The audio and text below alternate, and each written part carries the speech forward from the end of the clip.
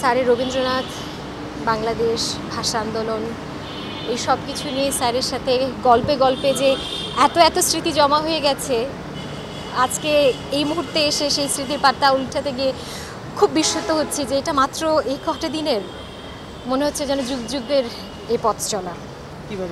আমরা আপনারা জানেন ইতিমধ্যে গতকাল স্যারের শরীরটা একটু খারাপ হওয়ার কারণে চিকিৎসকদের পরামর্শে ওনাকে লাইফ সাপোর্টে নেওয়া হয়েছিল এবং তারপর আমরা আশাবাদী ছিলাম। আমরা ডাক্তারের সাথে বারবার কথা বলছিলাম যে 1% চান্স থাকলেও আমরা সেটা হাতছাড়া করব না, আমরা চেষ্টা করব।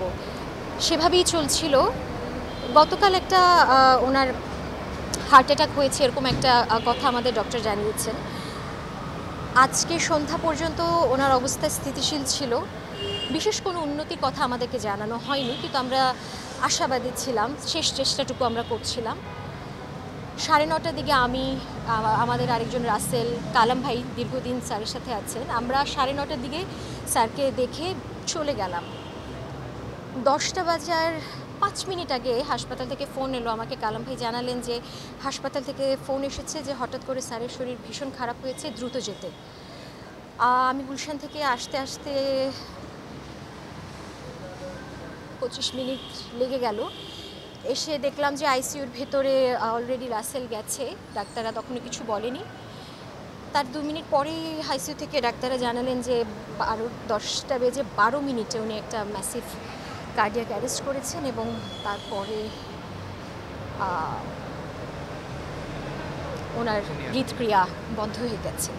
আমরা সিদ্ধান্ত নিয়েছি, আমরা সবাই যারা স্যারের সাথে এই কদিন ছিলাম, আমি, রাসেল, সাদি ভাই, আমরা ওনার পরিবারের সাথে, ওনার একটা ভাগ্নি আছে আমেরিকাতে থাকেন, উনি সার্বক্ষণিক ছিল এই সমস্ত কিছুর সাথে সম্পৃক্ত।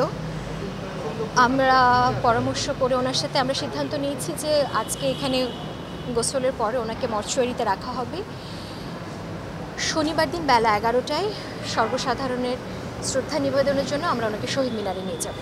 এটা আমাদের আপাতত এই মুহূর্তে আমরা এইটুকু সিদ্ধান্ত নিয়েছি। পরবর্তী বিষয়ে আর যা কিছু এবং উনি ওনার পরবর্তী যা কিছু ওনার ইচ্ছা অনুযায়ী আমরা সেভাবে সম্পাদনা করব। ওনার ইচ্ছাটা কি ছিল? ওনার ইচ্ছা বলতে উনি তো ওনার দেহ দান করে গেছেন। উনি জানেন উনি মেডিকেল কলেজের ছাত্র ছিল এবং সব সময় ওনার জন্য বাংলাদেশে চিকিৎসা মানে যাতে একটু ভালোর দিকে যায়, কিছু করতে পারার এই চাওয়াটা ওনার সবসময় ছিল। উনি ওনার দেহ দান করে গেছেন বারডেম হাসপাতালকে আজকে থেকে প্রায় 10-12 বছর আগে। এটা হয়তো অনেকেই জেনে থাকবেন। তো এটা ওনার শেষ ইচ্ছা যে ওনার দেহ আমরা দান করেছি। হাসপাতাল করার দেশে ওনার শ্রদ্ধা নিবেদন, একটা হাসপাতাল করার ইচ্ছা ছিল। আপনি আপনার পুরো নামটা বলবেন না, স্যারের সঙ্গে আপনার যে সম্পর্ক সেটি একটু ছোট করে বলবেন। যেহেতু স্যারের সঙ্গে আজকে এই কথা বলবো, সম্পর্কের কথা সবার লিখতে হবে। আচ্ছা, আমি ইশরাত রহমান নাদিয়া, আহমদ রফি ফাউন্ডেশনের একজন ট্রাস্টি। স্যারের সবসময় ভালো দেখছি দেখি স্যারের সাথে ছিলাম। স্যার খুব ভালো মানুষ ছিল। স্যারের খুব যাই স্যারে আমাদের খুব পছন্দ করে। ওরিয়নে চাকরি করতাম আমি, ওরিয়ন থেকে নিয়ে আসছিলাম। তারপরে স্যারের সাথে থেকে গেলাম। ম্যাডাম মারা গেল 2006 সালে।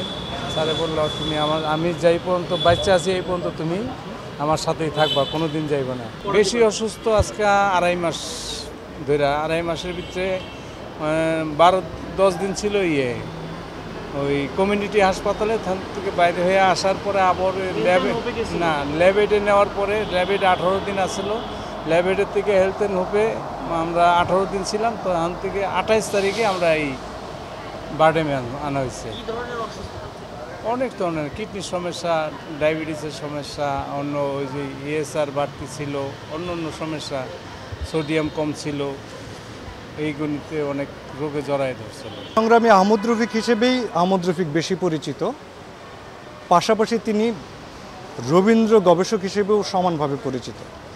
ভাষা সংগ্রামী অনেকেই ছিলেন বাংলাদেশে, কিন্তু আহমদ রফিক সাহিত্যিক, লেখক, গবেষক হিসেবেও থেকে যাবেন সাহিত্য প্রাতিষ্ঠানিক যারা সাহিত্য চর্চা করে তাদের মাঝে।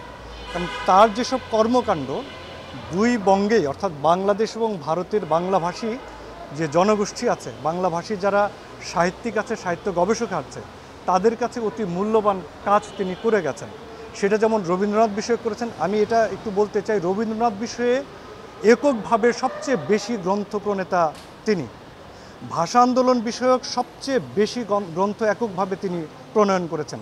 তার বাইরে যদি আমরা দেখি বাংলা সাহিত্যের যে সাহিত্য সমালোচনার যে ধারা, সেটাকেও তিনি সমৃদ্ধ করে গেছেন। 1958 সালে তিনি প্রথম প্রবন্ধের বই রচনা করেন। বাংলা একাডেমি থেকে প্রথম রবীন্দ্র বিষয়ক গ্রন্থ, বাংলা একাডেমিরও প্রথম, এটা তারও প্রথম, 1977 সালে এটা বের হয়। এর বাইরে কাজী নজরুল ইসলামকে নিয়ে তার বই আছে, বিষ্ণুদেকে নিয়ে বই আছে, জীবনানন্দকে নিয়ে বই আছে, মুক্তিযুদ্ধ নিয়ে তার আলাদা গবেষণা আছে। তার গবেষণা আছে রবীন্দ্র সাহিত্যের নানা মাত্রা নিয়ে। রবীন্দ্র ভুবনে প্রতিসর নামক তার চমৎকার বইটার কারণে প্রতিসরে যে তার কুঠিবাড়ি ছিল, এটা নতুন করে বাংলাদেশের মানুষের সামনে এসেছে। এরকম যে কাজগুলো তিনি করে গেছেন, ছোট গল্পের উপর আলাদা করে কাজ করে গেছেন তিনি, রবীন্দ্রনাথের চিত্রকর্ম নিয়ে আলাদা করে গবেষণা করে গেছেন। অর্থাৎ যেসব কাজ তিনি করে গেছেন, মনে হতে পারে সাহিত্যকর্ম যদি পাঠ করে কেউ, যে একাডেমিশিয়ান তার সাহিত্য গবেষণার জন্য যে কাজগুলো করেন, তিনি নিজ দায়িত্বে সেই কাজগুলো করে গেছেন। এই কারণে আমি মনে করি ভাষা সংগ্রামী হিসেবে আহমদ রফিক যতটা গুরুত্বপূর্ণ, সাহিত্যিক এবং গবেষক হিসেবে তার চেয়ে কোনো অংশে কম গুরুত্বপূর্ণ নয়। ভাষা সংগ্রামী অনেকেই ছিলেন বাংলাদেশে, কিন্তু সাহিত্যিক এবং গবেষক কিন্তু সবাই ছিলেন না। সেই হিসেবে আমার কাছে মনে হয় সাহিত্যিক এবং গবেষক হিসেবে আহমদ রফিকের যে একটা উচ্চ আসন, সেটা তিনি অমরত্ব লাভ করবেন।